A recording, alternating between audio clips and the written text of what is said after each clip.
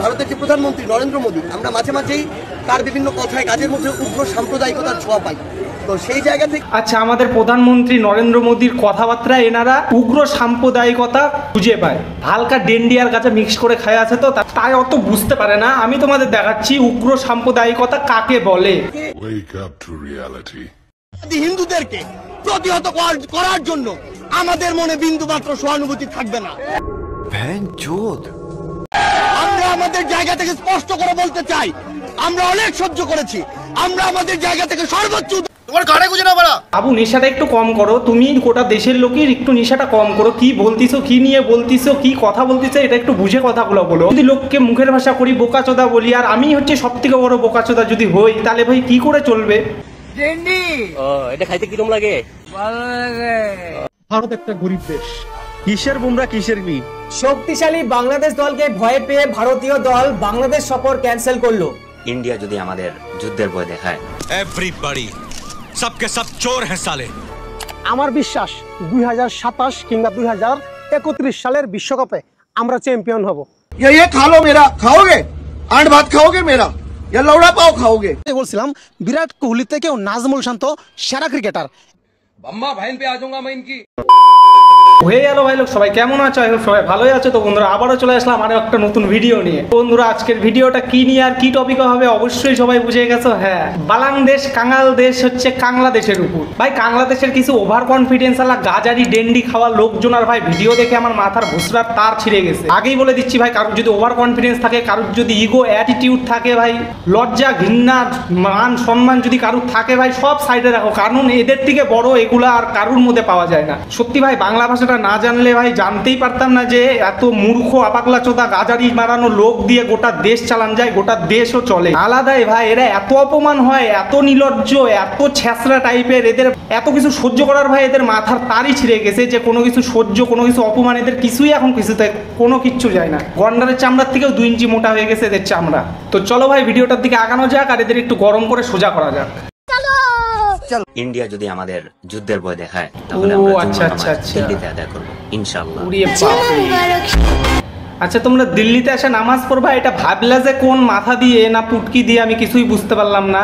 দেখো, এই দেশের মুসলমানও নামাজ পড়ে, এই দেশেও মসজিদ আছে, এই দেশেও আজান হয়, সবই হয়, কিন্তু ভাই ফারাক আছে না। দেখো, ডিসিপ্লিনের মধ্যে আর নেশারির মধ্যে বহুত লেভেলের ফারাক আছে।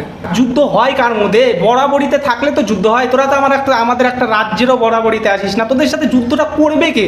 তোরা নিজেরাই চিল্লাই যাস যে যুদ্ধ করবে, এই করবে, বাল ছিড়বে, তাল ছিড়বে। কোনোদিনও লজিক্যালি কোনো কিছু তো কম্পেয়ার করলে কিছুতেই আসিস না। তারপরেও যে কনফিডেন্স কিসের না কিছু জানিসই না ভাই, ভগবান জানে। কিন্তু তোরা মুখে সবার থেকে টপ, মুখে সব কিছু যুদ্ধতেই হারে যাবে তোদের কাছে, চাঁদ তারা গোটা ইউনিভার্সে হারে যাবে। আর দিল্লিতে আসে তোরা নামাজ পড়বি, তোদের নুনু কাটা আছে, ওখানে সিমেন্টে ভরে দেবনি, বলে দিলাম। ইন্ডিয়ান যত সামরিক শক্তিতে এগিয়ে থাকুক, আমরা যে মুসলমান, আমাদের ইমানি বল শক্তিতে ওরা কিছুই না।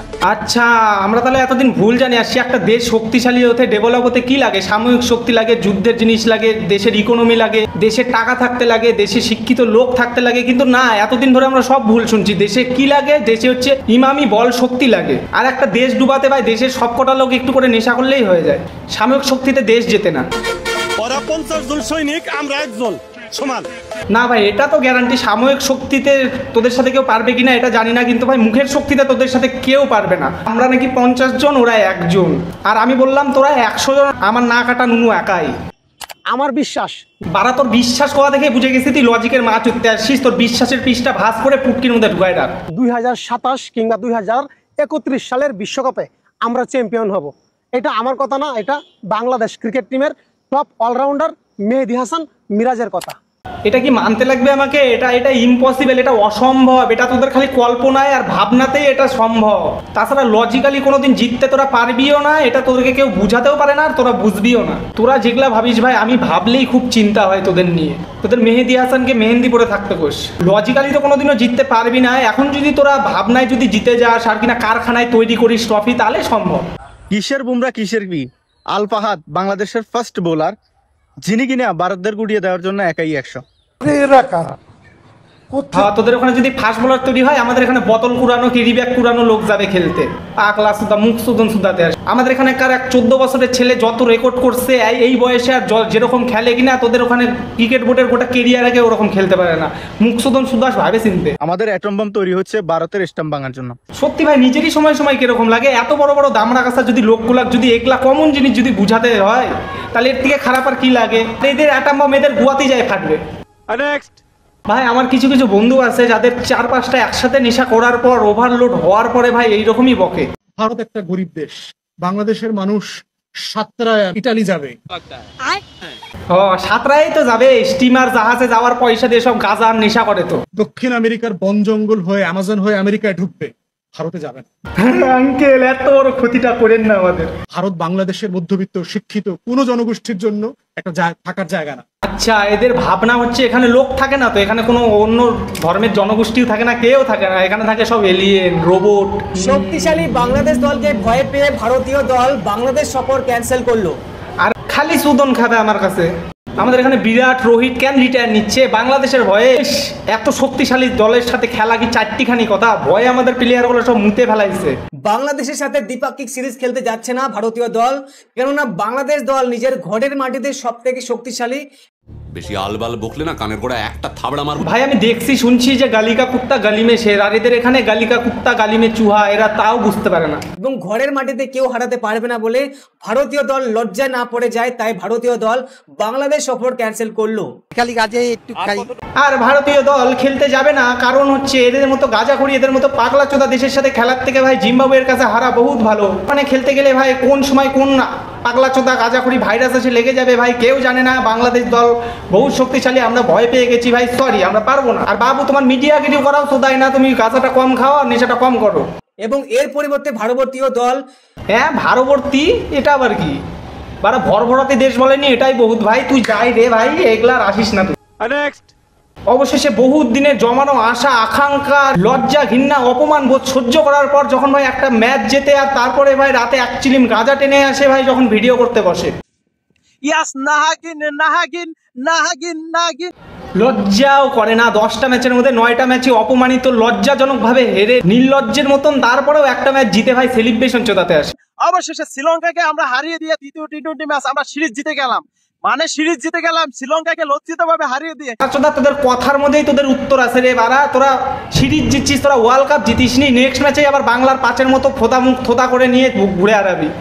নেক্সট ভাই যখন সাইন্টিফিক্যালি লজিক্যালি ভাবে ভাই কোনো নেশা শ্রদ্ধার সাথে করা হয়, তারপরে তার ভাই অবস্থা এরকমই হয়। ভারত তো আসলে মূলত নিজেদেরকে রাশিয়া আমেরিকার মতন মানে পরাশক্তি ভাবে, কিন্তু তাদের তো সেই পরাশক্তি হিসেবে আমরা কখনো কাউন্ট করি না। তারা তো তোরা থাকিস তো 24 ঘন্টা নেশায়, তোরা তো তোদের দেশ ছাড়া তো জানিসও না যে কয়টা দেশ আছে, আর দেশের নামগুলো হয়তো একটুখানি শুনছিস।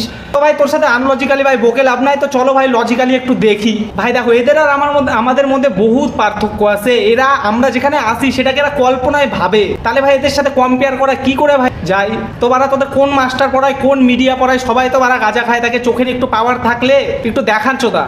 তোমরা ভাবিয়া ভাবিয়া চুদে যাবে তোমাদের মাথা। তোমরা যাদের ছোট করার চেষ্টা করবে তারা চলে যাবে অন্য জায়গায়, আর তুমি সেলাই করবা পুটকির কাঁথা। দেখো ভাই দোষ এদেরও না, দোষ হচ্ছে নেশা। এখন সবসময় নেশা করে থাকলে যেটা নিয়ে তারা ভাববে কল্পনা করবে, অন্যজন যদি সেই জায়গায় থাকে ভাই তাহলে কি করে? দেখো যেমন 4th richest country in the world is India, এরা ভাবে কল্পনা করে আর সেখানে ইন্ডিয়া স্থান করে, তাহলে এদের ভুল কথা। দেখো যেমন এদের জিডিপি হচ্ছে $467.2 বিলিয়ন ইন 2025, আর যেমন আমাদের মহারাষ্ট্র রাজ্যের জিডিপি হচ্ছে $580 বিলিয়ন ইন 2025। তাহলে ভাই এতে এদের দোষ কি? এরা তো ঠিকমতো জানেই না, ঠিকমতো শিক্ষিতই না, ঠিকমতো বুঝাতেই পারিনি কেউ। আমি একটা ভিডিও বানাইছিলাম, সেই ভিডিওতে বলছিলাম বিরাট কোহলি থেকেও নাজমুল শান্ত সেরা ক্রিকেটার। আরে বারা পাগলা চোদা পুটকি, আর তোর কোন মাথার তার পেঁচে যাওয়ার পরে তুই এটা ভাবলি বারা? এবং সেই ভিডিওতে দেখেন, দেখা যাচ্ছে, হ্যাঁ দেখা যাচ্ছে, সেই ভিডিওতে কলকাতার একজন দাদা কমেন্টস করছে কোথায় স্বর্ণ আর কোথায় সিলভার। ছি ভাই, আমি কলকাতার ভাইটার হয়ে ভাই আমি ক্ষমা চাচ্ছি ভাই। এরকম করে কি করে একজনকে ছোট করতে পারলো, কি করে এটা বলতে পারলো? তোদেরকে সিলভার বলাটা ভাই অনেকটাই সম্মান দিয়ে দেওয়া হয়েছে। তোদের গুয়ের ট্যাঙ্কি ঘুটার মালা মাথার মধ্যে ঘোল ঢাললেও ভাই সম্মান কম হয়ে যাবে। মানে বিরাট কোহলিকে বলছে স্বর্ণ, আর আমাদের নাজমুল শান্তকে, কিং নাজমুল শান্তকে বলছে সিলভার। তো এই কমেন্টসটা আসলে কতটা যুক্তিসঙ্গত হয়েছে? একদমই কোনো যুক্তিমতো এটা কম্পেয়ার হয়নি, একদমই যুক্তিমতনও কোনো এটা কমেন্ট করেনি। কি করে কম্পেয়ার করতে পারলো? কম্পেয়ার এটা আসে আমার মনে হয় কোথায় কিং আর কোথায় গুয়ের টিম। ভাই ভিডিওটা আজকের মতো এত অবধি। ভিডিওটা কার কেমন লাগলো অবশ্যই কমেন্ট করে জানাবেন। আর বাংলাদেশি বা কারোর পার্সোনাল হয় ভাই খারাপ লাগলে ভাই তাতে আমার কোনো বাল ছেড়াও যায় না। আর বাংলাদেশির খারাপ লাগলে ভাই তোরা একটু গাঁজা খাওয়া কমা, আর এগুলা ভুলভাল সুদা ভিডিও বানানো বন্ধ কর। আর ভাই ভিডিওটা কারোর ভালো লাগলে ভাইকে সাপোর্ট করার ইচ্ছা হলে লাইক সাবস্ক্রাইব করে দেবেন, ভিডিওটা শেয়ার করে দেবেন। তো ভাই দেখা হচ্ছে আবার নেক্সট ভিডিওতে নেক্সট কোনো টপিকের সাথে। ততক্ষণ ভালো থাকবেন, বাই।